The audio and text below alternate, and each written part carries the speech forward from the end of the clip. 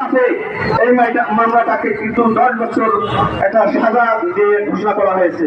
তো জেলা বিএনপিকে যে এখন যে নেতৃত্ব দিচ্ছে, এই নেতৃত্বটা কিন্তু হয়তো এই নির্বাচনে একটা বড় প্রভাব করতে পারে, বড় আন্দোলন গড়ে উঠতে পারে, যার জন্য এই আন্দোলনটাকে দমানোর জন্য এই রায় দিয়ে একটা চাপে রাখার জন্য এই রায়টা দেওয়া হয়েছে।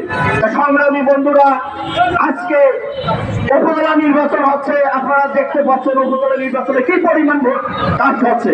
তা এই সরকারকে সাধারণ মানুষ যে বয়কট করেছে, তারই নমুনা উপজেলা নির্বাচন। আমরা আগামীতে এই আনিসুর রহমান লাকু সহ সকল রাজবন্দীদের মুক্তির দাবিতে যে ধরনের আন্দোলন সংগ্রাম করা প্রয়োজন, আমরা রংপুর জেলার নেতৃত্বে সব ধরনের আন্দোলন সংগ্রামে আমরা অংশগ্রহণ করব এবং আনিসুর রহমান লাকু সহ সকল রাজবন্দীকে আমরা মুক্ত করবো, এই আশাবাদ ব্যক্ত করে আমি আমার সংক্ষিপ্ত বক্তব্য শেষ করলাম।